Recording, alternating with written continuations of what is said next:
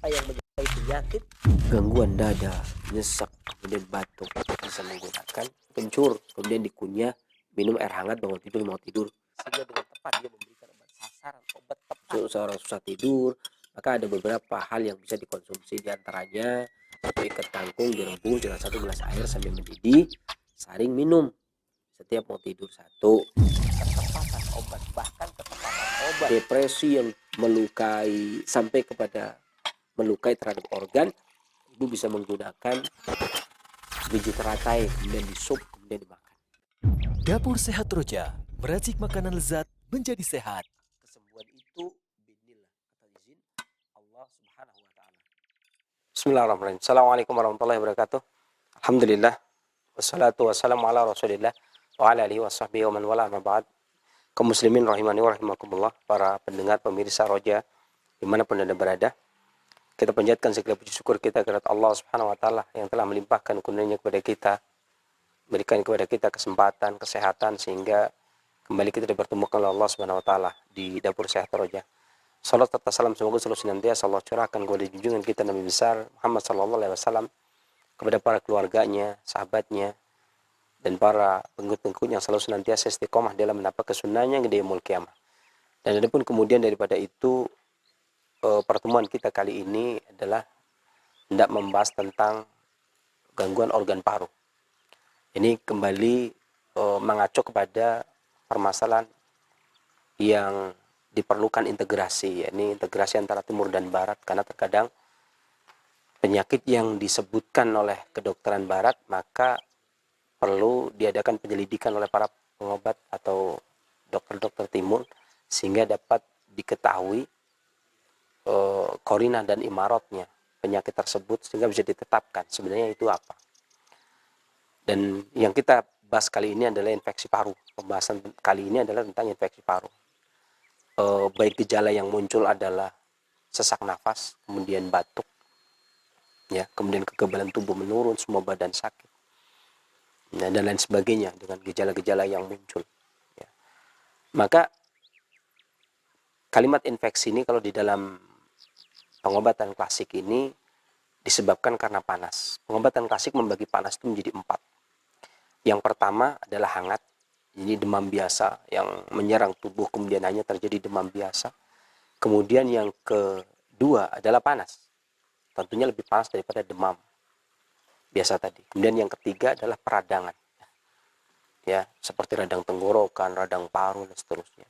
Dan yang terakhir adalah infeksi pada paru. Bahkan kanker pun dianggap sebagai infeksi, cuman infeksi panas lembab.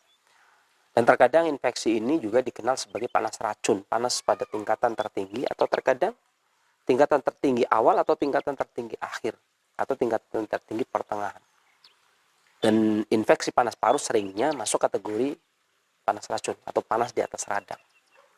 Ya, dengan gejala yang bervariasi tentunya. Sementara sepenyebab, apa yang menyebabkan paru menjadi lemah kemudian panas berlebih, karena paru itu sendiri sifatnya kering.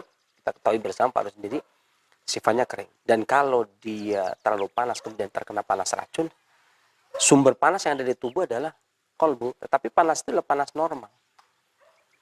Panas itu adalah panas yang fitrah, sesuai dengan tabiat tubuh. Adapun panas yang membuat paru-paru ini bermasalah adalah panas yang keluar dari tabiatnya, entah itu dari dalam ataupun dari luar.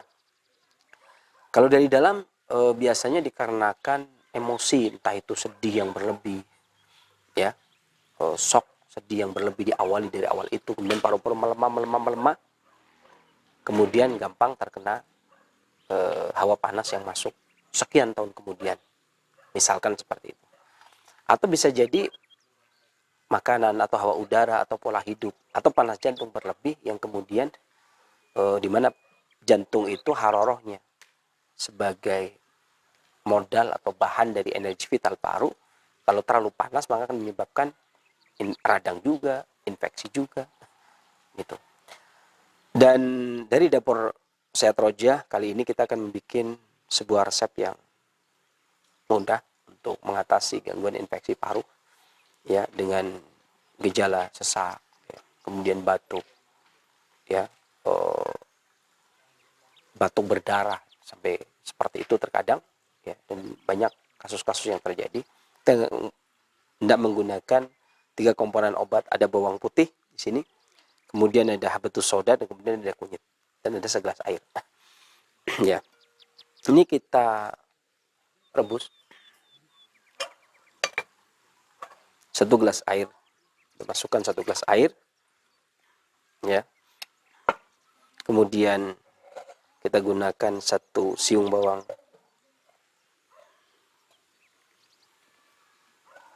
kita gunakan 1 siung bawang putih, ya.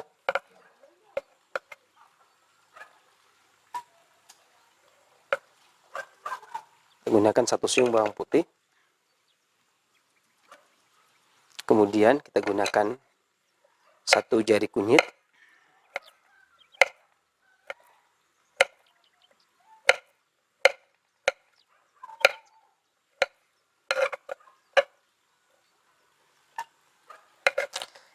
dan memanfaatkan kunyit ini bisa diparut, bisa juga dipotong-potong. Kemudian kita gunakan 1 sendok teh habatus soda, tetapi kita nanti naruhnya setelah mendidih, ya. Habatus sodanya kita taruh setelah mendidih. Kita besarkan dulu apinya, dan kita tutup. Nah, menggunakan habatus soda ketika merebus bersama yang lain, ada beberapa bahan obat yang ketika direbus itu diakhirkan, seperti habatus soda, maka setelah mendidih kemudian dimasukkan, tunggu beberapa saat, kemudian baru diangkat, ya, kemudian baru diminum, dikonsumsi. Adapun perpaduan ini, habatus soda, kemudian bawang putih, kemudian kunyit, ya. Habatus soda memiliki rasa yang sedikit pahit dan sifat yang panas kering, ya, sedikit pedas, rasa pahit sedikit pedas, kemudian memiliki sifat yang hangat kemudian mengeringkan. Habatus soda ini berarti sengaja memang sering digunakan, ya. Kalau di Indonesia kalau tidak ada habatus soda biasanya mereka menggunakan, atau tidak ada jinten hitam, kita gunakan jinten hitam. Kalau tidak menggunakan jinten hitam, kadang-kadang beberapa orang sering menggantinya dengan adas, ya, sering menggunakan dengan adas atau kayu kulosari, ya. Tetapi efektif kalau ada jinten hitam atau habatus soda, maka gunakan jinten hitam atau habatus soda. Di mana jinten hitam atau habatus soda ini udah mendidih, ya, jinten hitam atau habatus soda ini bermanfaat untuk memperlancar peredaran darah di paru. Ini setelah mendidih kemudian kita masukkan habatus soda,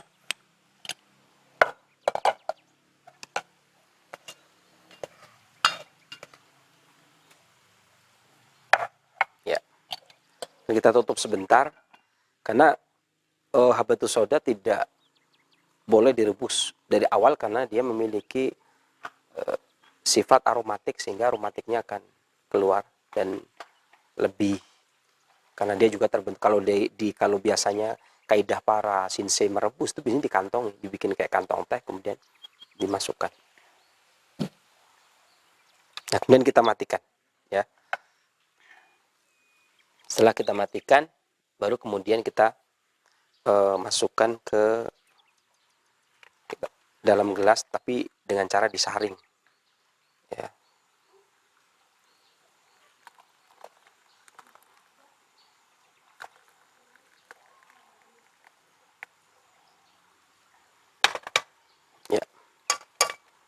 Formula dari ini, merahnya merah kunyit, jadi formula dari kunyit, bawang putih, kemudian habatus soda, saya terangkan sedikit satu persatu.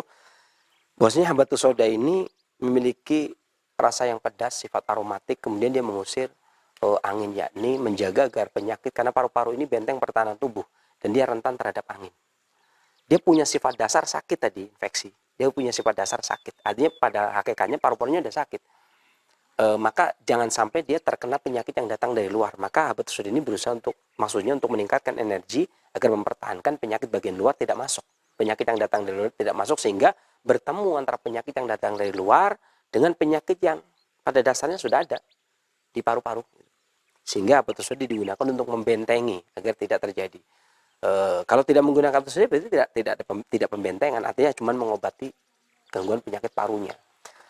Sementara kunyit yang tadi yang saya ambil, kunyit ya, itu satu jari, kalau ada itu umbinya ya, kemudian karena dia bersifat dingin, kemudian memiliki rasa yang pahit, ini mendinginkan ya. Infeksi ini panas berlebih, sementara kunyit ini dingin sehingga dia mendinginkan, sifatnya dingin kemudian mendinginkan. Ini batu soda juga membantu mendinginkan, sehingga mengatasi infeksi, peradangan atau panas baik yang berlebih atau yang biasa. Nah, terutama yang berlebih, terutama pada kondisi batuk muntah darah. Nah, kalau tidak ada batu soda, tidak ada jahe sih, kunyit tinggal diparut, seduh pakai air panas setengah gelas, tunggu biar hangat kemudian diminum. Ini digunakan pada kasus-kasus batuk muntah darah. Kemudian bawang putih memperlancar peredaran darah agar kejadian sumbatan tidak menyebabkan darah yang tersumbat itu kemudian tabayuk ya, menyumbat ini nyesak, kemudian haja, bergejolak, kemudian dia keluar. Dan ini kasus-kasus seperti ini kita juga pernah mengalami. Saya pernah suatu ketika kecapean perjalanan dari Bekasi sehabis ngisi di Roja, kemudian perjalanan ke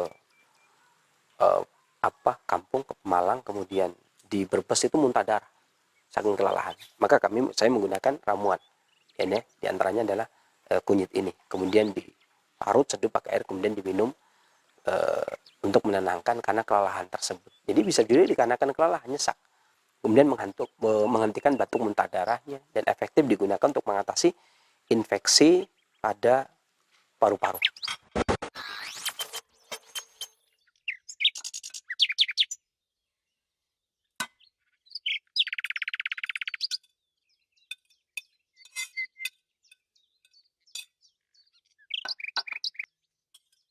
Demikian resep sehat dari Dapur Roja, mudah-mudahan bermanfaat. Saya akhiri bil taufiq wal hidayah. Alhamdulillahirabbil alamin. Wassalamualaikum warahmatullahi wabarakatuh. Dapur Sehat Roja, meracik makanan lezat menjadi sehat. Kesembuhan itu biidznillah, atas izin Allah Subhanahu wa taala. Bismillah, assalamualaikum warahmatullahi wabarakatuh. Alhamdulillahilladzi arsala rasulahu bil huda wa dinil haqq liyudhhirahu 'alad dini kullihi walau karihal musyrikun. Asyhadu an la ilaha illallah wahdahu la syarikalah wa asyhadu anna Muhammadan abduhu wa rasuluh la nabiyya ba'da ma ba'd. Ikhwata Islam wa azakumullah, para pendengar Radio Roja dan pemirsa Roja TV dimanapun Anda bisa menyimak siaran kami. Apa kabar Anda di kesempatan Rabu pagi menjelang siang yang berbahagia ini? Semoga Anda beserta keluarga dalam keadaan sehat selalu dan tentunya semoga dalam penjagaan dan perlindungan Allah Subhanahu wa taala. Amin ya rabbal alamin. Seperti biasa kita berada dalam program Dapur Sehat Roja bersama pakar kesehatan klasik kita Sensei Abu Muhammad Faris Al-Kianji hafizahullahu taala. Dan alhamdulillah Sensei sudah berada di studio untuk menemani kita semua. Kita sapa terlebih dahulu. Assalamualaikum warahmatullahi wabarakatuh, Sensei. Waalaikumsalam warahmatullahi wabarakatuh. Apa kabar, Sensei? Alhamdulillah. Alhamdulillah sehat ya. Barakallahu. Nah, ikhwata Islam jazakumullah, setelah penyampaian materi, silakan Anda dapat berkonsultasi secara langsung seputar kesehatan atau keluhan penyakit. Baik, kita ke Sensei Abu Muhammad Faris Al-Kianji kembali. Sensei, di kesempatan ini pembahasan berkaitan dengan mengobati gangguan infeksi pada paru ya. Racikannya bawang putih, habatus sauda, kunyit. Bahan-bahannya 1 bawang putih, 1 sendok teh habatus sauda, 1 jari kunyit, 2 gelas air. Baik, Sensei, ini gejala awal seorang terkena gangguan infeksi paru ini seperti apa? Apakah dapat terlihat dari fisik tubuhnya atau bagaimana? Ya, Assalamualaikum warahmatullahi wabarakatuh. Alhamdulillahirabbil alamin. Wassalatu wassalamu ala nabiyyina Muhammadin wa ala alihi wa sahbihi ajma'in, amma ba'd. Kaum muslimin rahimani wa rahimakumullah, para pendengar pemirsa Roja dimanapun Anda berada. Alhamdulillah kita dipertemukan kembali oleh Allah Subhanahu wa taala ali kulli hal dengan segala kekurangannya, yakni keterlambatan waktu dan seterusnya karena sesuatu dan lain hal. Dan kalau ya alasan klasik yang memang pengobat klasik gitu ya. Jadi memang alasan klasik. Kalau Jakarta macet itu dia biasa. Ya alhamdulillah, yang penting bisa bertemu bersama dan mudah-mudahan Allah berikan kesehatan dan kesempatan pada kita. Dan ini pertanyaan bagus sekali karena sebenarnya itu tadi para pengobat klasik ini kan tidak melakukan pembedahan gitu ya. Jadi dia tidak mengklaim infeksi paru kecuali setelah datangnya pengobat medis gitu ya, Western medicine. Artinya di sini bentuk kerjasama yang saling menguntungkan gitu ya. Artinya ada informasi. Kalau dari pengobat klasik itu sendiri kan kadang-kadang dia memeriksa, oh ini ada sesuatu di paru gitu ya. Panas berlebih, tapi dengan tingkatan sekian, tingkatan pertama, kedua, ketiga, keempat itu dengan tingkatan yang paling maksimal itu misalkan begitu. Tapi toh tidak ada pembedahan gitu kan, atau tidak ada alat ronsen dan sebagainya, sehingga dengan datangnya pengobatan barat diakui atau tidak diakui, maka kelihatan di situ kan, ya, paling tidak walaupun tidak menjadi tujuan, akan tetapi menjadi tambahan wawasan. Oh iya, berarti ini secara fakta itu infeksi gitu, atau ada yang bilang pneumonia gitu ya. Terlepas dari itu, tapi tetap saja bagi pengobat klasik itu tetap dia memegang kaidah, tidak berpegangan kepada kalau bahasa kerennya ya fikul waqi ya, kenyataan yang ada itu tidak. Karena terkadang kalau kita tidak berpegangan kepada kaidah tetapi berpegangan kepada materi, karena sesuatu yang terjadi materi itu terkadang nggak sama dengan apa yang dikeluhkan itu. Contohnya gini, ada seseorang yang ngeluh sesak, batuk, kurus, kering, tapi dia di ronsen dicek juga nggak ada apa-apa, parunya aman, nggak ada apa, jantungnya juga bagus, nggak ada apa-apa. Kemudian tanya, terus saya kenapa gitu. Ya kan, jadi kadang-kadang ada yang seperti itu juga. Nah kadang-kadang juga ada gitu ketika di foto di ronsen, oh ini begini kondisinya, atau misalkan orang yang terkena ususnya kemudian ada dimasukin alatnya gitu kan, atau kolonoskopi ya, kemudian di foto gitu ya, kemudian kelihatan oh ini nih yang radang di sini. Ini sebenarnya sangat manfaat sekali. Walaupun nggak bisa kemudian dijadikan tujuan. Jadi ya fenomena hari ini kan fenomena zaman akhir itu kan begitu ya. Ya contohnya gini lah, kita sholat sudah lama dari dulu, tiba-tiba kemudian ada orang mengatakan sholat itu gerakan-gerakannya menyerupai dengan kayak yoga yang kesehatan itu. Ya, setiap gerakan itu ada nilai kesehatan itu. Tapi kan kalaupun artinya mereka penelitian oke lah silakan, tapi kan tidak bisa kita mengatakan, berarti tujuan kita sebenarnya sholat itu biar Allah perintahkan biar sehat, kan nggak langsung ke arah situ. Jadi nanti kalau sudah sehat jadi nggak sholat, jadi repot juga. Jadi bukan itu maksudnya kan. Tentunya ada kaidah-kaidah yang memang tetap digunakan. Oh ini bukan kalau memang iya itu betul, itu bonus saja, karena kadang-kadang ada orang yang sakit juga, sholat juga tetap berbaring juga nggak berdiri gitu. Artinya sama dengan infeksi begini, oh ini ada foto ini infeksi. Kita pun kadang-kadang harus tetap berpegangan pada kaidah sendiri gitu. Karena para pengobat klasik itu dari Ibnul Qayyim juga ketika mengatakan organ yang ada di dalam, artinya nggak kelihatan. Ya nggak ada pembedahan kan. Kemudian pengobat-pengobat klasik yang sampai ada tabib istana yang ingin membedah mayat karena untuk keperluan pengobatan waktu itu di Korea, abad-abad lama itu, sampai akhirnya dia dikeluarkan dari istana, nggak boleh jadi tabib karena memang dalam suatu negara yang belum mengenal agama Islam, belum mengenal agama gitu ya, nggak mengenal agama pun nggak boleh. Jadi etika estetika ya, kemudian norma-norma yang berlaku ada pada memang tidak boleh mengadakan pembedahan.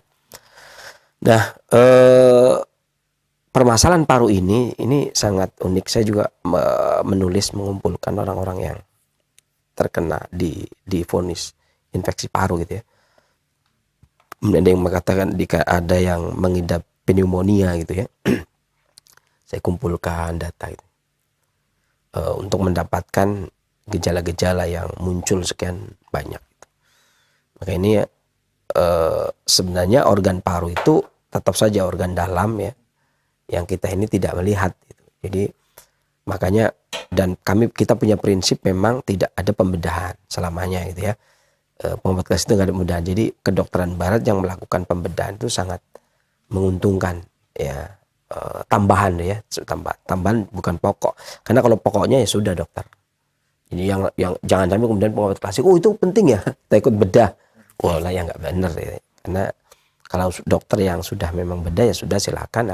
Kita yang punya kaidah tidak bedah ya, dengan adanya tambahan itu sangat menguntungkan. Makanya yang kita pelajari memang itu tadi, pertanyaan yang tadi yang ditanyakan ya, ini gejala-gejala yang tampak. Ada beberapa banyak. Yang pertama, ini waktu yang sempit, nggak mungkin semuanya saya bacakan. Yang pertama ini sindrom infeksi paru yang memunculkan gejala awalnya akut yang batuk. Ya, dia batuk, kemudian mulutnya kering, selalu haus, kemudian takut dingin, demam tinggi, hausnya ringan. Kadang keluar sesaknya. Ya.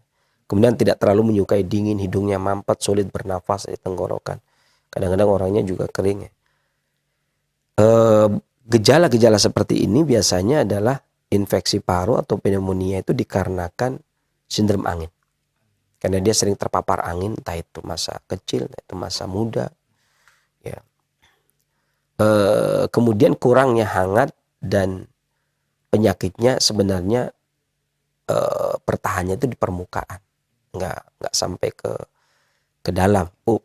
Meskipun itu kena paru, itu arah penyakit itu seringnya dari luar, bukan dari dalam, tapi serangan penyakit yang dari luar.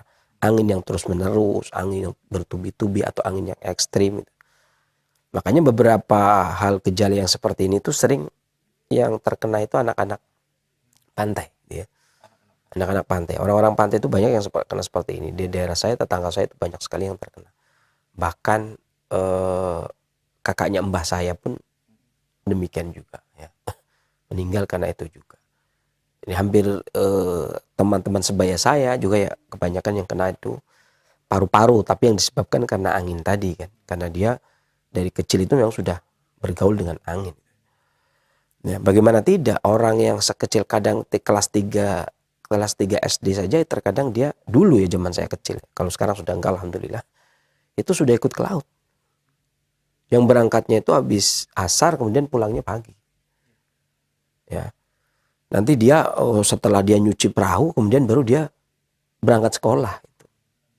Maka pertanyaan, loh kalau gitu telat dong? Ya dijamin telat. Bukan telat lagi tapi dijamin telat. Makanya anak-anak kami dulu udah biasa. Di sekolahan kami itu dulu udah biasa. Yang namanya telat itu boleh dibilang ya, kalau ikan lagi banyak ya wajib.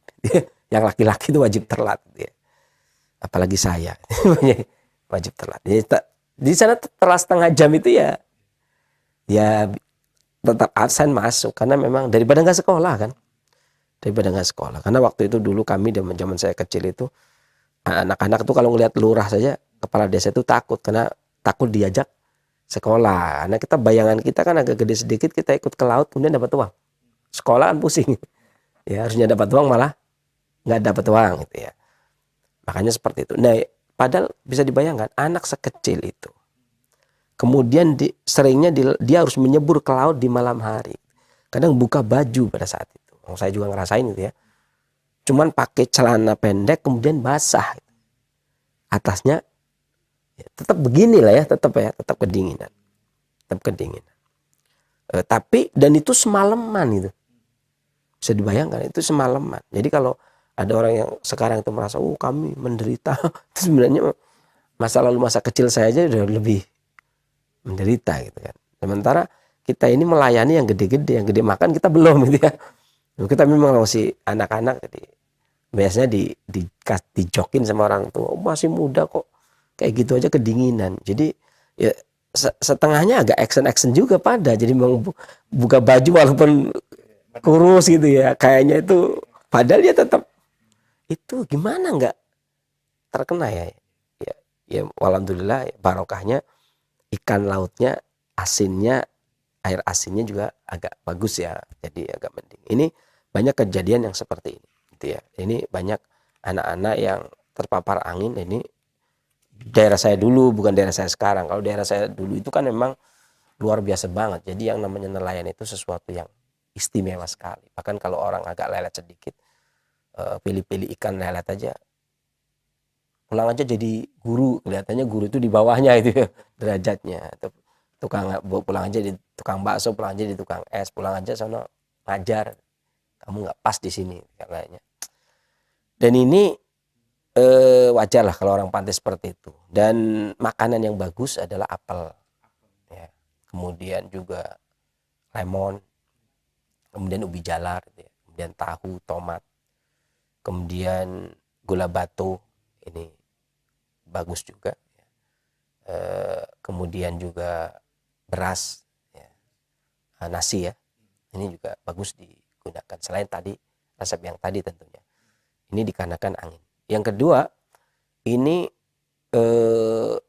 infeksi paru yang gejalanya tuh batuk terus terengah-engah gitu ya. Batuk, tapi ketika dia batuk lama, ketika dia meludah mengandung darah. Ini juga banyak sekali orang-orang yang pantai yang banyak dari kecilnya itu kena angin. Kemudian adanya lendir kuning dengan jumlah yang banyak. Jadi ketika batuk dia lelah, banyak ludah. Ketika meludah mengandung darah. Ada ketika keluar lendirnya kuning. Ya. Susah dikeluarkan, tapi ketika keluar dia lendirnya kuning dan bisa jumlah banyak. Mulutnya kering dengan keinginan membasahi mulut, ya. Bukan minum. Kadang-kadang apa? Lidahnya apa? Tapi bukan yang andeca-andeci, bukan yang itu ya, bukan. Tapi memang gitu, kadang-kadang apa, lidahnya itu membasahi bibir itu karena bibirnya rasanya kering gitu ya. Itu biasanya begitu. Makanya saya juga nggak tulis karena susah banget nulisnya gimana ceritanya, tapi ciri-cirinya gitulah. Adanya lendir kuning. Jadi tapi dia nyesek di sini kan. Ketika mau dibatukan tuh berat itu, sakit sekali itu, susah itu. Tapi ketika keluar sebenarnya ada banyak. Ada banyak sebenarnya, cuman kadang susah dikeluarkan. Bahkan kadang ketika keluar terakhirnya mengandung darah. Kemudian mulut kering, keinginan minum, inginnya membasahi mulut, ya. Tapi bukan minum, membasahi bibir tapi bukan minum, gitu ya. Demam yang tinggi yang tidak turun pada jangka waktu yang panjang, terkadang batuk ringan, nafasnya tertekan dan cepat. Kemudian buang air kecilnya sedikit, kemudian terkadang gemetaran. Kemudian ludahnya, jadi bukan cuma daaknya tapi ludahnya juga berwarna kecoklatan, artinya berdarah. Kemudian setelah terkadang sering haus, seringnya sulit bernafas, ya. Dengan ada suara ludah di kerongkongan, krok. Ini biasanya dikarenakan timbunan ludah yang panas karena dari angin panas tadi. Ini juga banyak ya yang mengidap. Dulu itu kalau di kampung kami seringnya gangguan seperti ini tuh mereka mengkonsumsinya empedu kambing biasanya. Sampai 2 bulan ya, lama. Jadi boleh dibilang anak-anak pantai kami itu udah terbiasa, termasuk saya gitu kan, karena untuk menjaga kan itu, karena ludah panas tuh biasanya empedu itu kan pahit tuh, dingin banget tuh, sifatnya dingin banget. Itu biasanya kayak kami itu yang sebaya itu biasanya dibawa ke tukang sate gitu kan, sate kambing di kota, tapi bukan beli satenya, belinya empedunya. Ini belum pedunya, kemudian kalau kegedean tuh dipotong, kemudian dikeluarin sedikit, kemudian diikat tuh, kemudian ditelan gitu kan. Itu rata-rata anak-anak kami itu dulu banyak begitu. Karena saya ke kota itu kirain ngapa ya, ke kota itu ke tempat tukang sate, tapi kan di daerah-daerah kami itu ada tukang sate yang memang gantung kambing ya, sehari bisa habis 3 kambing gitu. Itu dia ke situ. Kemudian ya sebenarnya kalau plus satenya kan agak gimana, enak ya, tapi enggak, ini belinya empedunya saja gitu ya, nanti bawa pulang. Dan ya artinya orang yang makan di warung itu makan sate, kita pulang makan empedu, mas nggak apa-apa lah, yang penting kan sama-sama ke tukang sate. Kalau sekarang ke tukang sate ya alhamdulillah belinya sate. Kalau dulu saya ke tukang sate itu belinya empedu. Itu udah banyak tuh, mau laki mau perempuan tuh banyak juga yang seperti itu. Karena belum mengenal resep yang seperti tadi, habatus sauda itu waktu itu belum sampai ke daerah kami gitu ya. Ya, ini dikarenakan energi berlebih, haroroh berlebih ya, dari luar anginnya, kemudian ludahnya panas. Ini namanya sindrom ludah panas namanya. Bahan makanan yang bagus diantaranya makanan ya, kalau resep tadi ada pisang, kemudian ada jamur hitam, kemudian garam. Nah kami kebiasaan kami dulu waktu itu kalau mau tidur itu bantalnya 3, kemudian kalau mau tidur itu minum air garam ya, agar agak luruh sedikit. Tapi biasanya terkadang kalau yang sudah agak dewasa itu diparutin kunyit, kemudian dicampurin garam sedikit, kemudian diminum ya. Tapi kalau sakitnya parah sekali biasanya kami berendam. Kami berendam di laut biasanya, itu setelah subuh menjelang matahari terbit, biasanya 15 menit kami berendam, kemudian baru keluar itu. Kemudian jalan-jalan sebentar 15 menit baru pulang, kemudian mandi dan minum air kunyit. Itu biasanya walaupun batuk darah itu 1 hari itu biasanya selesai sudah biasanya. Alhamdulillah selesai. Dan ya kayak saya pribadi juga pernah begitu kan, artinya habis dari Roja sini kemudian sampai bawa mobil gitu ya, dari sini kemudian balik mau ngantar anak ke Solo kan waktu itu, ke Bukhari, kemudian sampai Brebes muntah darah ya.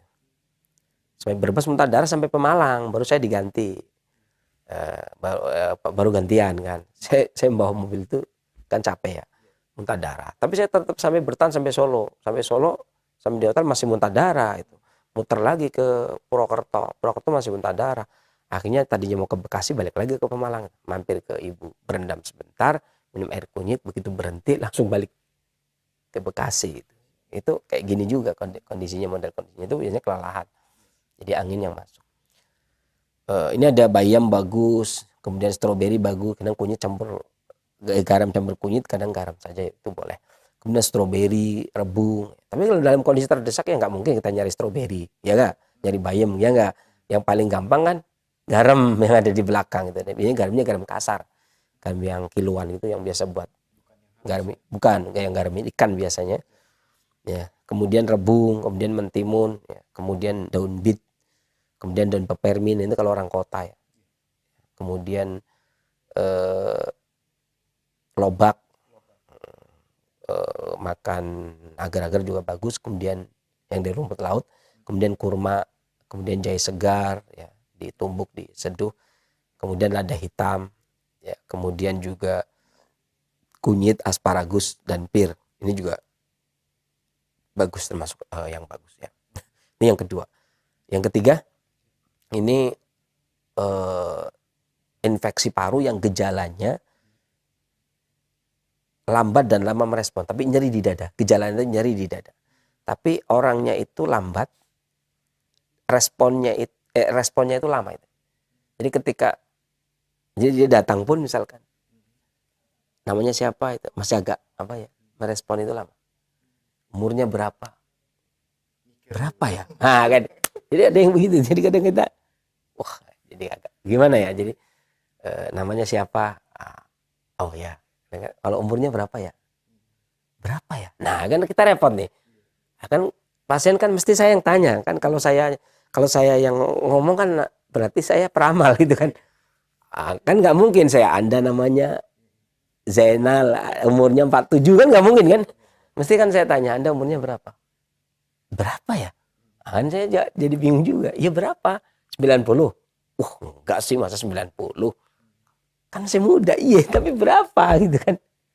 Nah itu kadang-kadang seperti apa? Ini namanya apa? Lambat ya? Lama responnya lama. Kadang ditanya umur juga lama. Tapi beda dengan orang yang memang cuek dengan umurnya kan, itu beda. Dia ketika umurnya berapa, saya emang gak ingat umur atau berapa, itu kan namanya cepat respon tapi memang orangnya cuek gitu. Tapi kalau ini memang lambat respon. Kemudian nyeri di dada, tanya nyeri di dada, kemudian sulit mengucap, di dalam mengucap, jadi memang dia ngomongnya memang susah. Jadi mau ngomong itu juga kadang-kadang nggak cepat connect-nya, jadi ya loadingnya lama, kuotanya habis gitu ya. Kemudian demam tinggi terkadang, kemudian pendengaran terilusi. Kadang-kadang dia merasa mendengar apa, kayaknya ada suara apa gitu ya. Suara apa? Nggak ada suara apa, gemuruh atau apa. Kemudian pandangan juga terilusi, ini agak repot ya. Ini juga gangguan, bukan berarti dia hebat, indera keenam gitu ya. Kayaknya tadi ada bayangan melintas ya. Itu mah kan begitu gitu kan. Kalau sekarang malah jadi keren gitu kan. Pertahankan itu, padahal itu penyakitnya. Kacau. Makanya saya ngobatin orang indigo berapa lama ya? Sembuh juga. Bisa diprotes orang kalau saya bilang, ya kan, kalau indigo itu gangguan, maksudnya termasuk penyakit. Tapi bisa diobati. Kemudian juga buang air kecil dan buang air besar terus menerus. Kemudian perbedaan dalam berekspresi karena dia paru-paru itu punya hubungan erat dengan usus besar, jadi buang air besarnya itu tidak terkendali. Kemudian pusing secara mental. Jadi bukan pusing kepala. Keluhannya apa? Apa ya? Saya kayaknya itu saya lelah loh, pusing kayaknya. Sakit kepala? Enggak, kan susah kita. Itu ya namanya. Kita kadang dengan orang yang begini tuh kita juga gak susah gitu ya.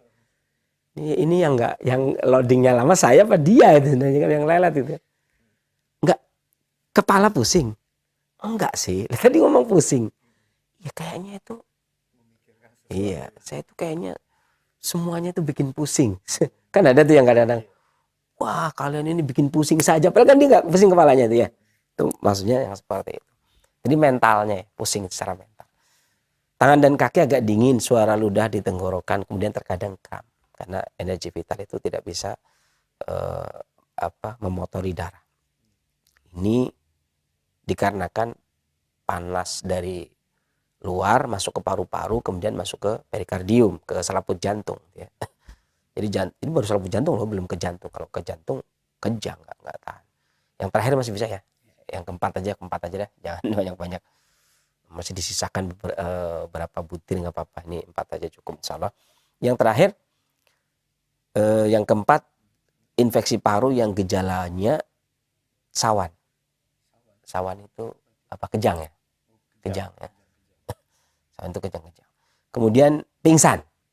Gitu ya. Habis kejang pingsan maksudnya ya. Bukan habis kejang sadar. Itu kejang. Kan ada tuh orang yang habis kejang sadar, selesai gitu ya. Ini enggak kejang, pingsan. Kemudian merasa dalam masalah. Selalu itu kayaknya ada masalah. Pikirannya itu merasa ada masalah terus. Kemudian cepat emosi, merasa tidak aman. Ya kan? Itu dulu banyak, kasus-kasus seperti ini dulu banyak. Merasa bermasalah, merasa tidak aman. Jalan juga merasa ada yang nguntit. Ya. Tapi bukan orang yang ini ya, orang yang nggak bawa SIM kemudian lihat polisi langsung takut. Yang biasa nggak bawa SIM kan gitu. Bukan itu. Dia bukan merasa tidak aman. Emang dia salah gitu. Naik motor nggak bawa SIM ya salah. Merasa nggak aman itu karena masalah dia sendiri gitu. Ini enggak, merasa nggak aman, cepat emosi di keluarga juga cepat emosi. Dia curiga kepada semua anggota keluarga. Ya, kemudian kayaknya ada masalah ini. Padahal nggak ada masalah. Ya kayak detektif tapi sebenarnya gagal gitu ya, karena nggak ada masalah. Demam tinggi, kemudian kadang otot tertarik ya. Gitu kan. Kemudian kaku pada leher, makanya gini-gini. Kemudian raut wajahnya merah, leher dan tangan dan kaki kaku. Ini saya ngomong gini karena saya lihat semua ini. Yang saya tulis ini saya catat tuh beberapa pasien gitu ya, yang saya kumpulkan. Kemudian kram atau kejang pada tangan atau kaki, lidahnya kering dan gemetar. Jadi ketika dijulurkan dia kering tapi lidahnya itu getar. Ini disebabkan karena panas ekstrim dari angin yang menghasilkan angin. Gitu. Ini saya kasih nama seperti itu. Ini masuk infeksi paru juga ketika dari dokter ternyata dia kata dokter ada datanya ini sensei saya infeksi paru. Nah setelah saya periksa begini nih. Gitu. Ya, maka tapi kemudian penyakit tersebut dalam pengobatan saya kasih nama panas ekstrim atau panas berlebih yang menghasilkan angin. Gitu. Jadi panas dari angin. Kalau bahasa saya stenia panas, stenia haroroh, panas berlebih yang kemudian menghasilkan angin. Oh, namanya kayak gitu ya, gimana lagi, saya mau ngasih nama apa lagi? Kalau ngasih nama pneumonia nanti dokter dong ya. Kasih nama seperti itu. Jadi panas ekstrim, bahasa awamnya panas ekstrim yang menghasilkan angin. Kalau bahasa saya itu stenia haroroh yang menghasilkan angin, gitu ya. Selain tadi resep tadi, makanan yang bagus bisa teh dengan kasih peppermint gitu ya, daun mint, kemudian seledri, daging kelapa, daun bawang, telur ayam, itu bagus. Kemudian teh tanpa peppermint juga bisa, teh Camellia sinensis ya. Kemudian jamur hitam, garam juga bagus.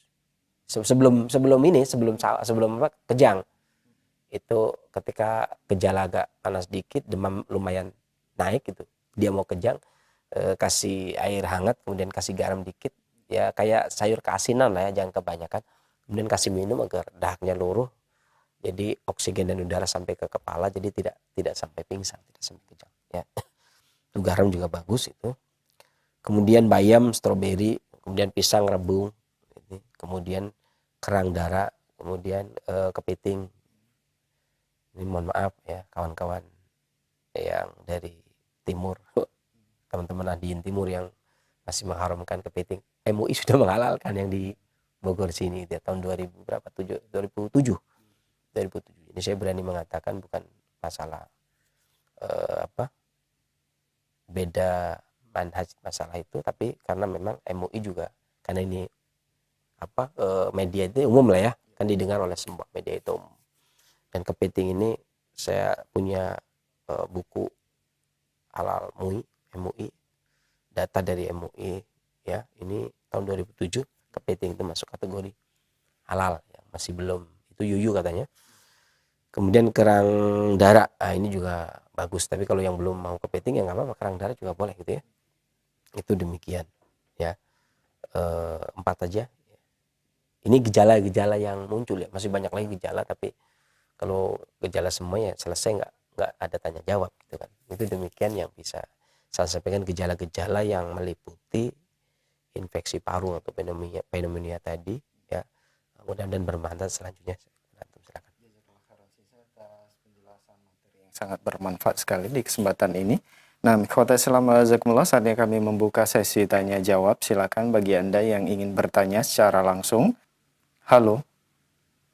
Iya, assalamualaikum warahmatullahi wabarakatuh. Waalaikumsalam warahmatullahi wabarakatuh. Umu Abdillah ya? Iya. Di Mamuju, Sulawesi. Silakan Umu. Iya. Apaan saya minta minta apa namanya? Karena di sini jaringan TV saya agak macet-macet. Mohon pada saat jawaban saya nanti mohon jangan diputus teleponnya biar saya bisa dengar lewat HP. Pertanyaan saya Sinse begini, ada teman suami itu kalau kerja berat Sinse seakan-akan itu usus turun itu bagian apa ya, bagian telus burungnya itu bagi. Tapi kalau tidak terlalu kerja berat tidak turun Sinse, pada saat kerja berat saja. Mohon selesai Sinse. Sudah berapa lama Ibu? Waduh, saya tidak tanya suami tadi Sinse, sekarang sudah pergi sholat duhur. Baik, ada yang mau ditanyakan? Cukup. Baik, mohon ditunggu jawaban dari Sinse, Ibu. Iya. Baik, ya. Sinse. Sebenarnya kalau dalam orang Cina bilang itu nih usus turun. Kalau kemudian kemungkinan berat di dokter, ya emang wakinya kenyataannya memang turun gitu ya.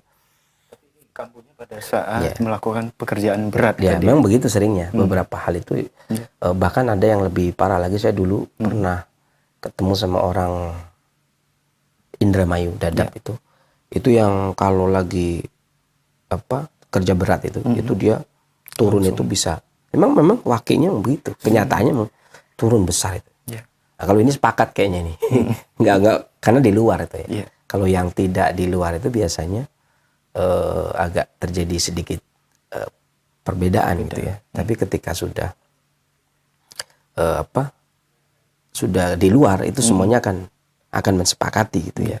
Ini kan kelihatan itu ya. Kalau tadi paru kan misalkan kenyataannya seperti ini. Ya tapi kami kaidahnya begini gitu ya. Ini masih talik ulur ya. Seperti yang saya katakan tadi, antara ulama tua dan ulama muda yang antara fikih lama dan fikih wakil yang sekarang. Jadi ya kayak gitu. Kalau dalam agamanya kayak gitu perumpamannya. Nah ini kalau ini sepakat kan kelihatan tuh. Memang nggak ada sesuatu yang tersembunyi kan. Artinya ini membesar. Kadang-kadang ditekan gini, sakit, kriuk gitu. Keluar dengar. Saya dulu beberapa kali barengin orang kayak gitu.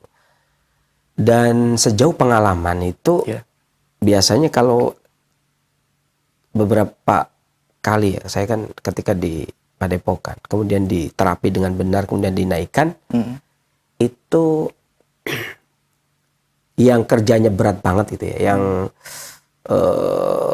engineering, yang ngurusin mesin ya, yang berat, mesin-mesin truk itu ya, mesin truk Hino gitu ya, gede-gede itu dulu tahun 90-an ya, 90 berapa ya? 94 apa 95 itu. Sekitar 95. Itu banyak kasus seperti itu. Itu kalau dia diterapi dinaikkan tanpa obat gitu ya. Terapi dinaikkan dengan penaikan yang benar semuanya naik. Itu bisa sampai setengah tahun, 6 bulan. 6 bulan itu kondisi yang memang senderkopnya juga kan gede itu. Jadi memang dia pekerja berat ya. Kalau mesinnya engine itu kan, mesinnya ngangkat mesin itu kan juga bareng-bareng kan berat juga ya. Itu dalam keadaan kerja yang sangat berat itu ya, kintalan kalau yang dia angkat itu kintalan itu dia bisa bertahan setengah tahun, 6 bulan. Tapi pernah juga ada orang yang kerjanya tidak terlalu berat, ya. Hanya dengan diterapi dinaikkan itu bisa bertahan sampai 1 tahun. 1 tahun. Ya. Ini orang tua, karena kerjanya nggak terlalu berat, itu bertahan 1 tahun. Tapi biasanya beberapa orang yang juga ketika digunakan dengan obat, beberapa obat itu dia bisa naik, ya. Tapi kalau pekerja berat, ya itu dia lebih terapi dan obat itu lebih bertahan lama, bisa sampai 2 tahun untuk pekerja berat. Nah, dulu biasanya kami menggunakan obat itu untuk orang-orang yang pekerja berat menganjurkan, kami kan nggak mungkin terapi kan, jadi dulu ketika terapi itu kan dipegang, diangkat. Nanti ada perasaan itu udah naik semua, gitu kan. Kalau nggak naik semua nanti diturunin semua. Gelek, orangnya bisa kayak mau pingsan gitu. Dinaikin semua kok ada yang belum naik, nanti turunkan sekalian. Itu tukang terapi tahu lah kalau tukang terapi. Kalau tukang terapis itu yang ahli pijat itu tahu. Apalagi kalau yang menguasai anmo secara keseluruhan ya. Kalau anmo kan sekarang dipecah-pecah. Ada tuina, ada refleksi, ada. Kalau dulu kan satu kesatuan. Ketika dulu kami masih di Padepokan. Ya, ketika obat biasanya kami dulu menganjurkan adas. 1 sendok teh adas kemudian diseduh. Pakai air hangat, kemudian setengah gelas, kemudian aduk rata, biarkan hangat, kemudian diminum pagi dan sore. Saya rasa adas semua tahu lah. Karena adas itu Indonesia banget. Mirip jinten ya? Ya mirip jinten. Adas itu di Sumatera adas, adeh kan. Di Jawa juga adas. Ya ini terkenal. Itu biasanya setengah sendok teh. Saya agak menyarankan kalau di sana ada terapi yang bisa menaikkan turun beruknya tadi, itu bisa. Kalau ini semuanya sepakat, nggak ada pertentangan tentang waki dan nggak wakinya ini ya. Itu demikian, mudah-mudahan Allah angkat penyakitnya dan bermanfaat bagi para pendengar mirsa yang lainnya selanjutnya. Baik. Syukuran saya atas jawaban yang disampaikan. Semoga bermanfaat untuk penanya Ummu Abdillah yang berada di Mamuju, Sulawesi. Nah, ikhwata Islam wajazakumullah, masih kami buka kesempatan bagi Anda yang ingin bertanya secara langsung. Halo. Halo. Ya, assalamualaikum warahmatullahi wabarakatuh. Waalaikumsalam. Cince. Dengan Ibu siapa, di mana Ibu? Ibu Tati dari Madura, Cince. Silakan Ibu. Ya, saya menanyakan Cince. Ini suami saya Cince gini, badannya itu kayaknya tambah kurus Cince, tapi makannya itu biasa aja. Bisa dibilang itu banyak Cince. Saya punya cek itu Cince untuk gula darah, saya cek sendiri, ternyata gula darahnya itu 125 Cince. Tapi orangnya itu mata itu tidak menonjol Cince. lama kelamaan tambah badan itu kayaknya tambah kurus gitu Sensei. Mohon Sensei jawabannya Sensei. Terima kasih Sensei. Assalamualaikum warahmatullahi wabarakatuh. Waalaikumsalam warahmatullahi wabarakatuh. Tafadhol Sensei. Sebenarnya sekarang ini kebanyakan kan orang pinginnya kurus ya. Ini udah dikasih kurus, pinginnya gemuk. Khawatir. Ya, khawatir. Kekhawatiran. Ini kadang-kadang yang gemuk, diet itu lebih lebih ngetren. Bahkan apa ya, boleh dibilang obat nafsu makan penggemuk badan itu sekarang nggak tren-tren amat. Tapi obat penurun berat badan itu yang paling ngetren. Pantas lah kalau bertanya itu ya, karena sekarang nggak ada mau gemuk ini solusinya, itu nggak ada. Sekarang itu kan mau langsing. Ini kalau yang sudah turun berat badan, memang ada beberapa hal sih. Biasanya yang orang itu makan biasa tapi tidak bisa gemuk, ada dua hal. Bisa jadi karena parunya, jadi karena limpanya. Limpa yang saya maksud adalah perut kecil. Tihal sebenarnya maksud saya adalah tihal, ya ini perut kecil yang punya hubungan erat dengan maidah. Dan maidah itu kalau terjemahan bebasnya orang awam menyebutnya lambung gitu ya. Jadi nanti jangan diprotes loh ya. Ustadz juga terjemahnya lambung, kok Sensei bilangnya orang awam lambung. Ya kan saya pengobat itu kan. Saya itu pengobat. Jadi maksud saya itu awam terhadap pengobatan klasik, maka dia akan menyebut lambung karena Al-Imam Ibnu Qayyim memberikan definisi yang berbeda antara maidah dengan lambung. Lambung definisi kedokteran dengan maidah definisi Al-Imam Ibnu Qayyim itu beda gitu, makanya nggak bisa diterjemahkan ke arah situ. Kami tetap berpegangan kepada maidah sesuai dengan kaidah klasik kami. Yaitu maidah itu perut besar yang pintu atasnya lebar, pintu bawahnya sempit. Jadi kebalikan dari lambung gitu ya. Karena lambung itu sebaliknya, bawahnya lebar, atasnya sempit. Dan kalau maidah pintu bawahnya sempit dan selalu tertutup. Namanya bawab. Jadi suatu ketika kalau penuh buang air besar dia keluar, namanya bawab, pintu keluar. Gitu ya. Dan ini tihalnya ya, ini perut kecilnya. Jadi ada maidah, perut besar yang tempat menerima semua makanan kemudian mencerna. Ya, kemudian tihal ini distribusi. Ya. Misalkan maidah ini mencerna makanan yang di mana mencernanya itu dari kekuatan harorah kolbu. Ketika makanan itu sudah tercerna semua menjadi nutrisi, kami beranggapan bahwasanya pengirimannya itu oleh energi vital tihal atau perut kecil. Nah, ketika tidak bisa menjadi nutrisi, kemudian tidak bisa menggemukkan badan, kemudian tidak bisa menjadi gizi, itu artinya tihalnya yang bermasalah. Harusnya kan dia yang mendistribusikan, bisa menjaga tubuh agar tidak kurus gitu ya. Kemudian bisa menjaga tubuh agar tidak kekurangan gizi, menjaga tubuh agar tidak kekurangan nutrisi. Itu seringnya dari dia, satu. Kedua, juga dari paru-paru. Terkadang juga dari paru-paru. Dan paru-paru juga sering sekali orang-orang yang kena gangguan paru kurus, sedih. Saya pernah ada kasus ya, menghadapi kasus yang orang itu makannya biasa saja, terutama paru nih. Paru ini biasanya makan kadang banyak, bukan biasa tapi banyak. Tapi nggak gemuk-gemuk gitu ya. Ini juga bisa juga disebabkan karena paru terlalu kering, energi rutubahnya kering terus, tidak menjadi nutrisi, itu juga bisa. Ini saya jawab begini karena ini bapak-bapak. Kalau anak-anak, kadang-kadang kan ada tuh anak-anak yang makannya banyak tapi geraknya banyak, sehingga ya sudah nggak gemuk-gemuk. Dan ini beda, bukan yang seperti itu.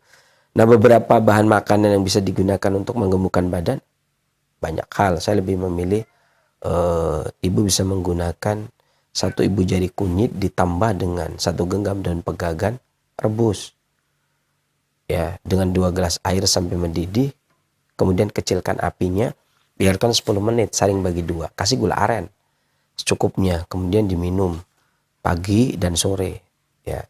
Lakukan seminggu 2 kali. Tapi kalau dikira belum cukup, bolehlah seminggu 3 kali. Tapi biasanya seminggu 2 kali itu biasanya cukup ya. Demikian, mudah-mudahan Allah angkat penyakitnya dan bermanfaat bagi para pendengar pemirsa yang lainnya selanjutnya. Jazakallah khairan Sensei atas jawabannya. Semoga bermanfaat untuk penanya Ibu Tati yang berada di Madura. Nah, ikhwatal Islam jazakumullah, masih kami beri kesempatan bagi Anda yang ingin berkonsultasi secara langsung seputar kesehatan atau keluhan penyakit di line telepon. Halo? Ya. Halo? Halo, Assalamualaikum.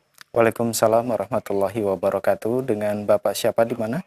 Dengan Deden dari Cianjur, Pak. Silakan Pak Deden. Mau tanya, Pak, ini yang terjadi pada badan saya.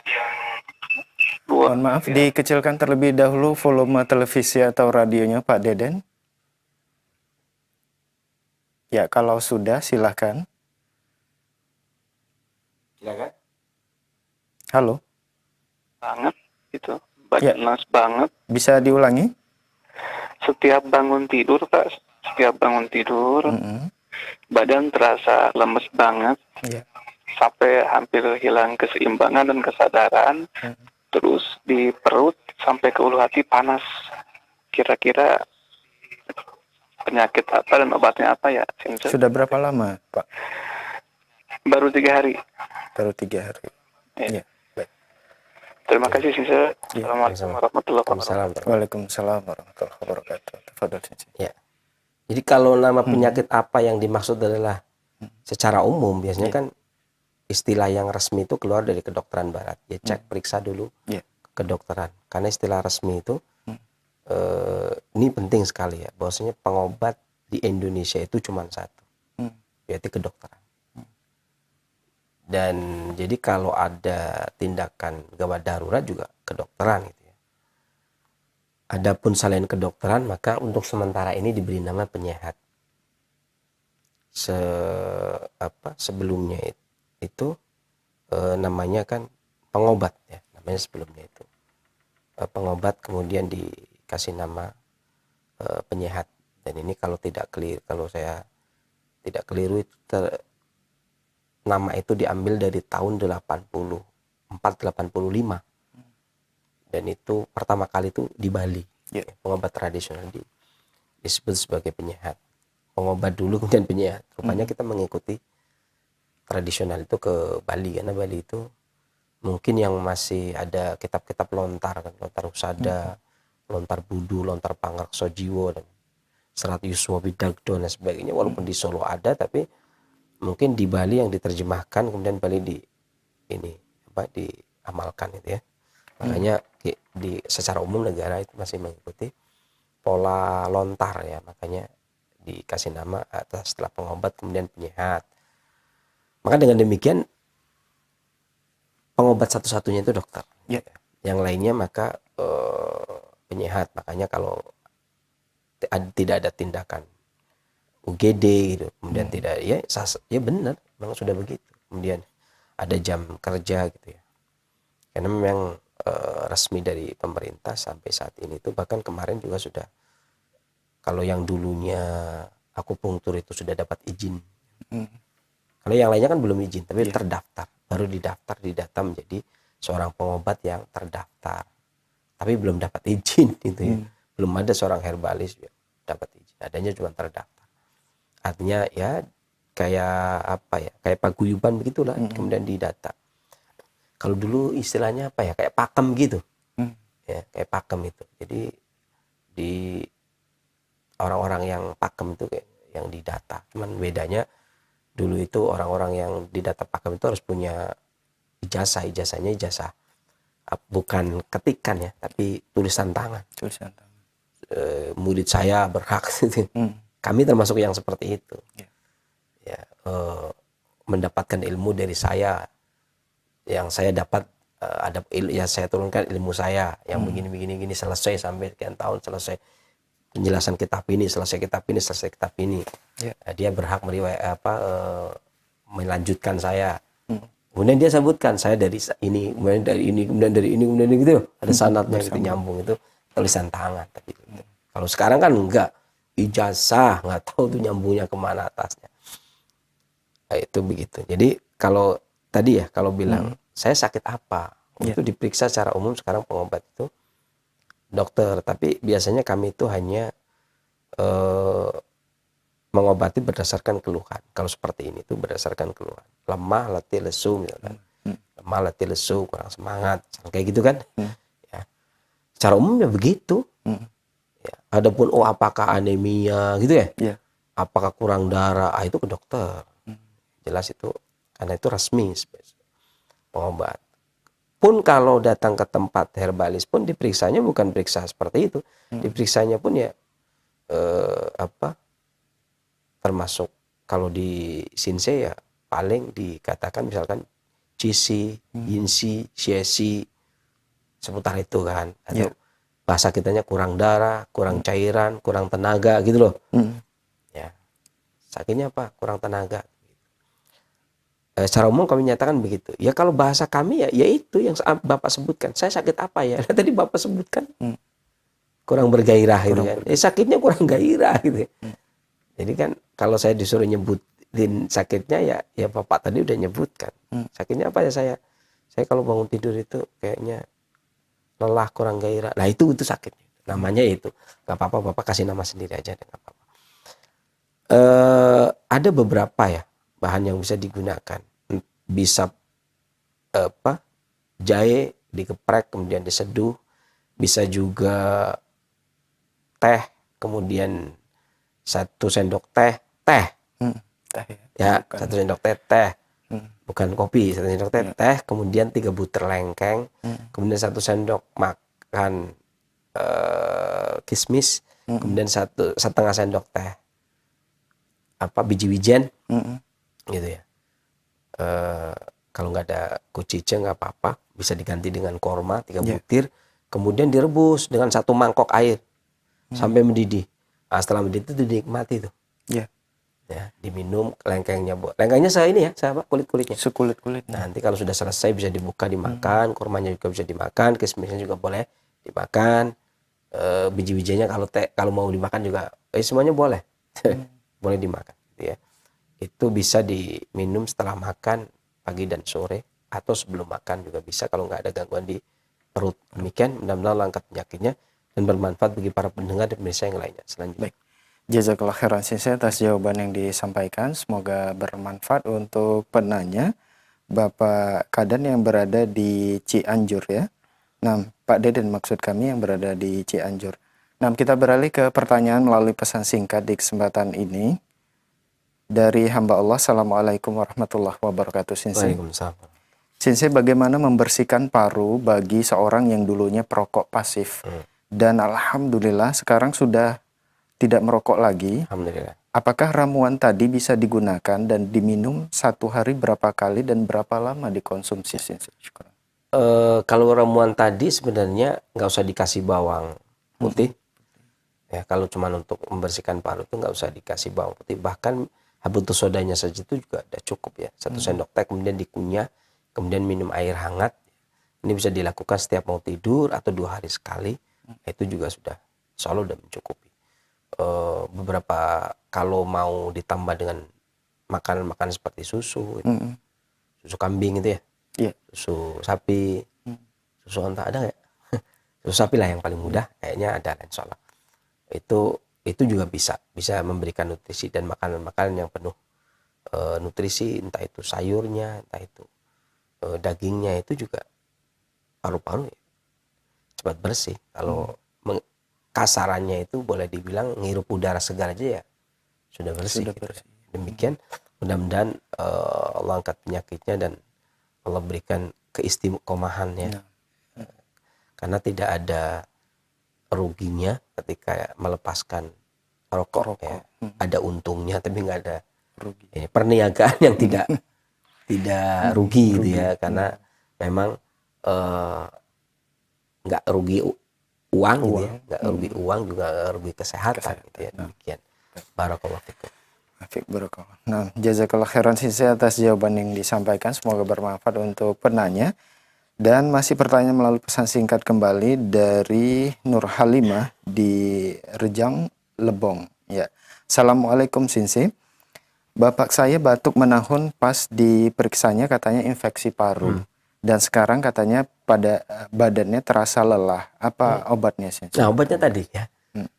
Resep yang tadi, kemudian istirahat dan Untuk makanan-makanan juga yang tadi ada 4 pola yang saya sampaikan, ya, lebihnya ke arah mana? Iya. Itu beberapa makanan tadi sudah saya sampaikan. Nanti bisa diputar kembali di Facebook Roja atau di YouTube-nya Roja, Ya. gitu ya. Jadi kita bukan bukan meminta untuk subscribe, bukan YouTuber ya, bukan ya. Jadi nggak minta subscribe dan sebagainya. Cuman kalau mau lihat lagi gitu lah ya, silahkan bisa dilihat ulang gitu ya. Masalah subscribe yang kayak itu ya urusan masing-masing gitu ya. Enggak juga nggak apa-apa. Yang kita juga nggak ke arah situ ya, bukan ke arah situ. Jadi silakan bisa dilihat ulang yang ini ya. Kalau enggak ya Facebooknya juga nggak masalah. Baik Sensei, jazakallah khairan atas jawabannya. Semoga bermanfaat untuk penanya. Dan masih pertanyaan melalui pesan singkat kembali dari Ibu Suti, umur 49 tahun. Assalamualaikum warahmatullahi wabarakatuh Sensei. Sensei, berat badan saya 63, tinggi badan 150 cm. Dan saya mempunyai keluhan pinggang dan tulang pinggul sakit nyeri. Setiap minum obat nyeri agak enakan, tapi tidak sembuh. Kalau tidak minum obat nyeri rasanya sakit, nyeri tulangnya linu. Ini Sensei, ramuan apa yang harus saya minum? Perempuan ya? Jazakallah. Ya. 150 ya? Ya, tingginya 150, berat badan 63 kilo. 63, seberat saya berarti. Umur Saya 49 tahun. Saya 62. Nah, umur 49 tahun. 49 tahun. Tingginya 150 ya? Iya. Saya 167, beratnya 62. Berarti gemukan dia ya, sukses berarti ya. Pose lebih sukses ya. Cuman nggak sukses karena sakit pinggangnya gitu ya. Selebihnya mungkin sukses. Beberapa hal ya. Sakit pinggang karena ada beberapa tipe. Karena sakit pinggang ini adalah kekurangan esensi. Ini berkaitan dengan tabiat. Kata Imam Ibnu Qayyim, seorang pengobat itu harus mengetahui seseorang. Untuk mengetahui tabiat seseorang itu kita harus mengetahui daerah atau wilayah mereka ya. Kemudian juga iklimnya ya, letak geografis daerahnya, sehingga kita tahu persis iklimnya apa. Dan kalau seseorang tersebut tabiatnya panas, apa sih kok? Karena tabiat itu ada dua. Jadi tabiat bawaan, misalkan orang pantai, kan tabiatnya panas. Orang gunung tabiatnya dingin. Kasarnya gitu lah, paling gampangnya begitu. Ya, dari mana kita tahu? Ya kan orang gunung hawanya dingin, kalau nyari bandrek, misalkan gitu ya. Orang pantai nyarinya es teh. Masa nyari es teh kedinginan gitu kan? Kedinginan nggak mungkin, itu maksudnya begitu ya. Dia akan nyari untuk menyeimbangkan itu ya. Karena saya panas, saya lagi panas, butuh penyeimbang gitu kan. Itu maksudnya begitu. Ini tergantung tabiat ya. Walaupun nanti beberapa musim itu ada 12 musim. Ada 4 musim, kemudian ada bulan-bulan yang kemudian musim kering ganti musim panas. Tapi ada daerah yang memang menunjukkan musim tersebut karakteristik atau tabiat orang tersebut. Kalau Indonesia mah kebanyakan panas lembab gitu ya. Lembab lah, intinya lembab Indonesia itu. Jadi tabiat itu juga punya pengaruh. Kalau tabiat dia panas, maka biasanya jangan sampai mengkonsumsi obat yang bisa merugikan tabiat. Ya. Bagi orang yang tabiatnya panas, maka bisa menggunakan kencur. 1 jari, kemudian temulawak 1 ibu jari, kemudian semuanya diparut, diseduh dengan air panas. Ya, sekitar 3/4 gelas. Kemudian saring, biarkan sampai hangat, baru diminum. Ini kalau yang tabiatnya panas, agar dia tidak menyinggung tabiatnya. Jadi obatnya bersesuaian dengan tabiatnya. Ini karena penyakit dalam, penyakitnya sudah sampai ke penyakit esensi kan, kekurangan esensi. Beda dengan penyakit angin. Kalau penyakit angin itu tidak melihat tabiat gitu. Lihatnya anginnya gitu. Yang penting bisa mengeluarkan angin. Kalau ini kan obat masuk ke dalam tapi tidak bertentangan dengan tabiatnya. Kemudian kalau dia tabiatnya dingin, maka dia bisa mengkonsumsi jus apel. Jus apel Malang. Ya, 1 hari minum 1 kali jus. Soalnya gini, terus apa sih ciri-cirinya? Kalau ibu itu misalkan mengkonsumsi kol, minum jus apel, kok tetap pegel gitu ya, Iya. nambah juga. Padahal sudah minum banyak. Ini namanya tabiatnya panas. Ya. Maka minumnya tadi temulawak sama kencur. Tapi kalau minum temulawak sama kencur itu kok tambah pegel, berarti jus apel tadi, karena tabiatnya berarti dingin.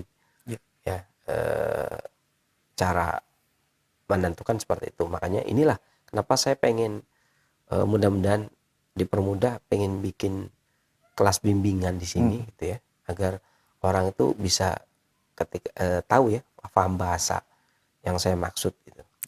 Karena nanti saya khawatir orang itu nggak tahu kalau dirinya tabiatnya apa, sehingga ketika dia melakukan diet pun salah gitu. Kan ada orang yang melakukan diet salah, dikiranya dietnya dia bagus gitu kan, ternyata salah itu. Tambah sakit karena ini ada diet lagi ngetren nih, ikut diet lagi ngetren, ikut diet lagi. Ya seperti itu kan ikut-ikutan saja, padahal badai pasti berlalu. Sesuatu yang lagi tren itu pasti akan berlalu. Nah, saya ingin juga memberikan pelajaran bahwasanya bagaimana mengenali diri kita. Mengenali diri kita sehingga kita tahu betul, oh berarti tabiat saya seperti ini. Karena tabiat ada dua, tabiat bawaan sesuai dengan orang tua dan negaranya atau daerah tempat tinggal, dan tabiat kebiasaan hidup kita gitu kan. Dan masing-masing tabiat itu ada yang bertentangan dengan fitrah. Manusia itu ada garis finalnya, yaitu fitrah. Ya kan? Ya samalah dengan bahasa kasarnya gini. Tradisi lah, ada tradisi keluarga, ada tradisi lingkungan. Selama tidak bertentangan dengan syariat itu sesuai dengan fitrah dong. Kan syariat agama kita kan agama milah Ibrahim kan sesuai dengan fitrah. Kalau tradisi itu tidak sesuai dengan syariat, ya harusnya ditinggalkan. Jangan enggak, tapi tradisi kami begitu. Ya jangan ngotot. Ya kan? Karena agama kalau bertentangan dengan syariat, pasti syariat yang didahulukan. Sama. Kalau bertentangan dengan fitrah, tabiat kita bertentangan dengan fitrah gitu ya. Itu ya pelan-pelan harus meninggalkan. Karena kita itu tetap ada fitrah. Kalau di dalam din kita juga sesuai dengan fitrah, badan kita juga harus sesuai dengan fitrah, baru nyambung tuh dengan agama kita, itu nyambung. Ya, itu demikian. Jadi ada dua pilihan tadi, tergantung tabiatnya. Mudah-mudahan lo angkat penyakitnya dan bermanfaat bagi para pendengar Indonesia yang lainnya. Selanjutnya. Baik. Jazakallah khairan sensei atas jawaban yang disampaikan. Semoga bermanfaat untuk penanya. Dan pertanyaan melalui pesan singkat kembali dari Devi di Depok. Assalamualaikum warahmatullahi wabarakatuh, Sensei. Sensei, asam lambung yang terus-menerus sehingga gejalanya seperti yang tadi Sensei sebutkan itu terjadi pada saya. Dan yang saya tanyakan, apa penyebab asam lambung terus memproduksi, Sensei? Gejalanya ke paru-paru. Wah, asam lambung itu banyak sekali gejalanya, ya. Entah itu ada kadang-kadang ada sindrom dingin lembab gitu ya. yang gejalanya nyeri perut, bergolak, kurang keringat pada cuaca malam, kemudian serangan akut muntah dan diare gitu ya. Banyak sekali ya. Kemudian juga bisa naik ke dada, bisa juga pada wanita ada keputihannya, bau amis, rasa dingin pada perut bagian bawah, ada juga naik ke atas kemudian menjadi batuk, kemudian menjadi nyesak ya. Kemudian juga ketika batuk bisa ludah dengan kalau suara rendah, bisa juga diare, bisa juga terjadi pembengkakan. Itu satu sindrom sendiri. Kemudian yang kedua bisa ada rasa perutnya penuh terus, kayak kenyang terus, atau rasa terbakar di anus itu, dari perut sampai ke anus, atau kadang di anus saja, atau tidak nyaman pada dada, atau diare, demam ya, karena disebabkan karena panas lembab. Ada yang disebabkan karena perut yang kurang baik, yang gejalanya nyeri perut.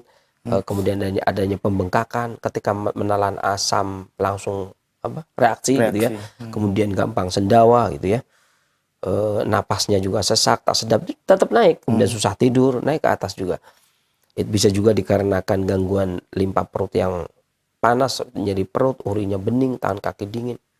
Ini banyak juga kalau gangguan lambung. Tapi yang paling nyaman itu sebenarnya secara umum ya, yang bisa diterima oleh perut. Karena kadang-kadang gini, Saya kategorikan dua. Memang banyak sekali ciri-ciri, saya sempat menulis masalah seperti ini.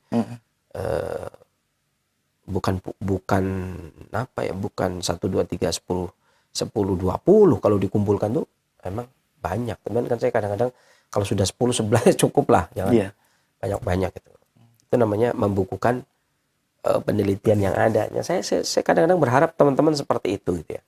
Teman-teman itu pengobat klasik atau pengobat tradisional itu berharap mengumpulkan gitu. Oh, ini sakitnya apa Anda? Diabetes. Oh, diabetes ya. Keluhannya apa gitu dengan teliti kemudian dibukukan. Kemudian oh ternyata diabetes sindrom ini, pola penyakit ini keluhannya seperti ini gitu ya.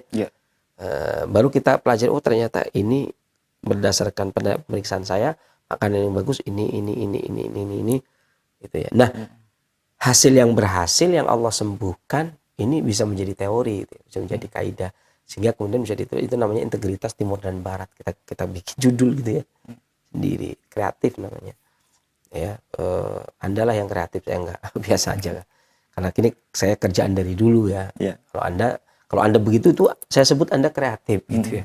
Kalau Anda mau seperti itu, kalau mau bilang kreatif saya dari tahun 90 udah begini dah kerjaannya begini gitu ya, kita membukukan. Jadi bukan, tapi saya bagi menjadi dua biasanya, skala besar dengan entah keluhan apapun, yakni yang ketika mengkonsumsi asam dia naik gitu ya, nggak kuat bahkan sampai ke dada, satu. Yang kedua, mengkonsumsi asam nggak apa-apa tapi pedas, panas tidak tahan, jahe nggak tahan, cabai nggak tahan.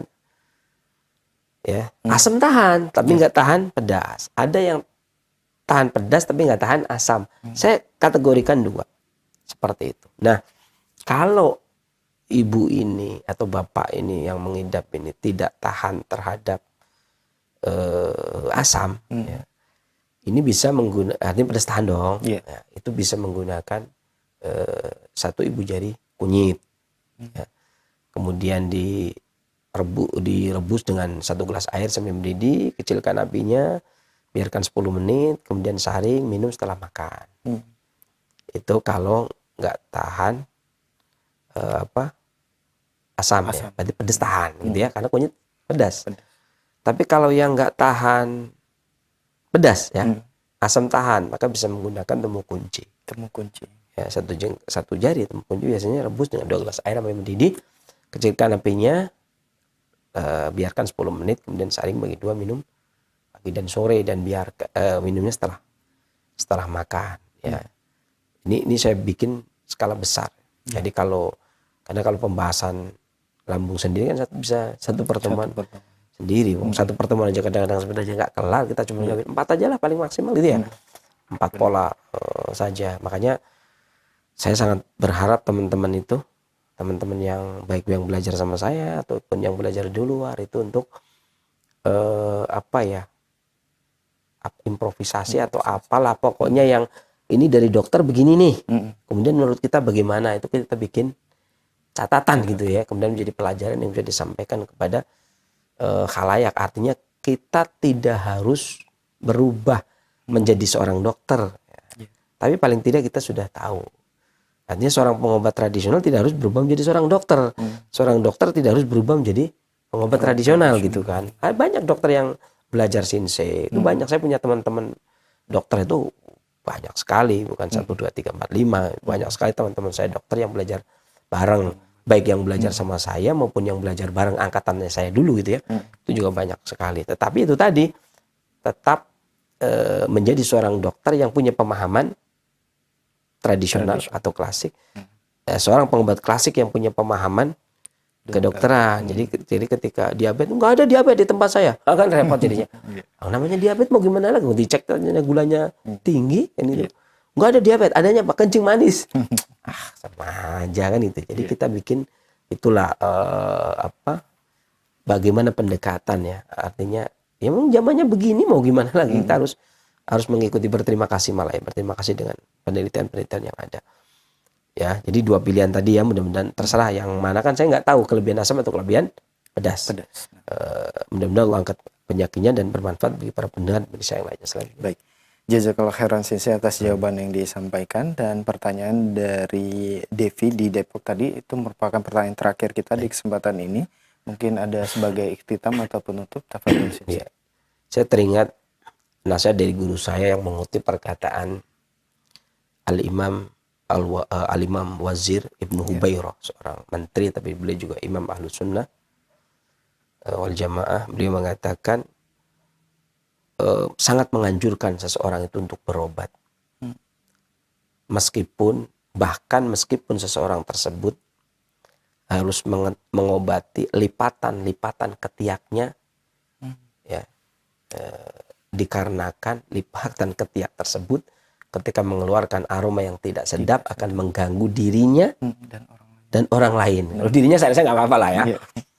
Maka sekiranya seseorang tersebut mengalami gangguan di lipatan ketiaknya, lipatan-lipatan ketiaknya, sehingga mengeluarkan aroma yang tidak sedap dan mengganggu dirinya dan teman di sampingnya, maka sudah cukup punya alasan dia untuk berobat. Beliau sendiri mengatakan begini karena beliau mengatakan di madhab Hambali itu lebih baik tidak berobat kalau dia bisa tawakal. Kemudian tapi berobat pun tidak apa-apa. Adapun madhab Maliki mengatakan berobat dengan tidak berobat sama saja. Tapi kalau madhab Syafi'i lebih menekankan berobat. Ya, Imam Ibnu Hubairah gitu ya. Kalau Imam Abu Hanifah hampir mendekati wajib berobat itu ya. Imam Abu Hanifah di madhab Hanafi. Ini perkataan Al-Imam Ibnu Hubairah, apalagi penyakit-penyakit yang lain. Jadi saya terima pertanyaan itu bukan karena loh kayak gini aja tanya gitu ya. Karena bahkan kata Al-Imam Ibnu Hubairah, sekiranya ketiak saja yang ibaratnya nggak gatal, enggak, Hal yang sepele ya. hal yang kelihatannya sepele. Makanya, dan itu benar, barokahnya orang bau ketiak itu ya kita syukuri. Semuanya kita syukuri sih ya, jangan bikin sedih gitu ya, jangan bikin baper gitu. Gimana ini? Allah karuniakan saya ketiak yang beraroma gitu, sedap nggak sedap. Ya kan keluarlah obat-obat deodoran ya nggak? Yang satu pabrik itu punya pekerja yang banyak gitu kan, kasih makan orang banyak gitu kan, transportasi jalan, ekspor impor jalan, ya nggak, pekerja itu banyak hanya gara-gara ketiak lipatannya bau gitu ya. Nah, dan Ibnu Hubairah suruh berobat, muncullah banyak deodorannya, syukurin aja lah. Tinggal tapi berobat, bukan berarti mensyukuri. Ya karena saya inilah kalian jangan begitu. Maka jangan bilang kemudian nggak berobat. Tetap ada anjuran dari Ibnu Hubairah meskipun lipatan ketiak tetap harus berobat. Apalagi kemudian penyakit-penyakit yang lainnya ya.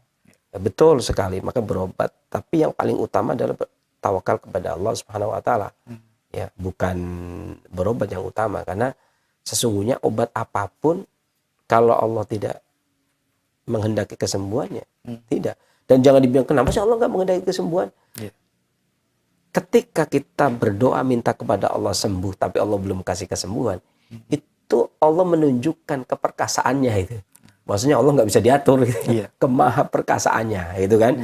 Tapi ketika kita berdoa kemudian Allah ijabah doa kita, sembuh penyakit kita, itu Allah mau menunjukkan sifat Rahman Rahimnya gitu kan. Tapi ketika nggak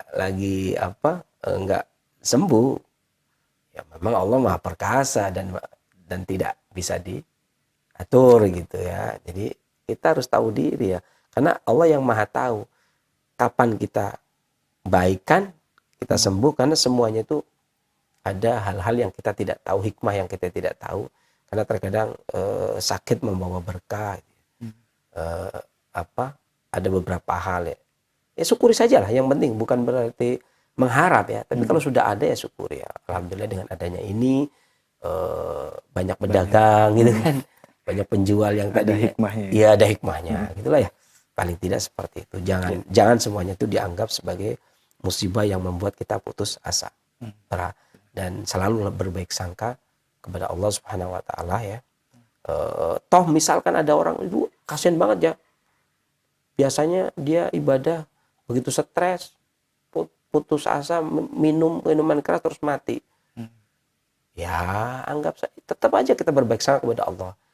Karena siapa tahu kalau dia hidup bertambah parah gitu kan. Maka di stop dosanya sampai di situ. Nanti kan ada hitung-hitungan kan. ada hitung-hitungan yang baiknya banyak, ya berarti dia selamat kan begitu. Jadi selalu berbaik sangka apapun yang ada pada diri kita, itu karunia yang terbaik dari Allah Subhanahu wa taala. Karena Allah itu nggak punya tendensi apa, artinya nggak mungkin dendam sama kita. Apa sih kita itu nggak penting banget kan kita. Ya, jadi terlalulah berbaik sangka kepada Allah Subhanahu wa taala. Mudah-mudahan Allah memberikan kita kesehatan dan selalu memberikan kesempatan untuk melihat wajah Allah Subhanahu wa taala nanti di akhir hayat kita kelak, ya di akhirat kelak. Mudah-mudahan ya, dan ini yang bisa saya sampaikan. Saya akhiri bila taufiq wal hidayah. Alhamdulillah alamin. Wassalamualaikum warahmatullahi wabarakatuh.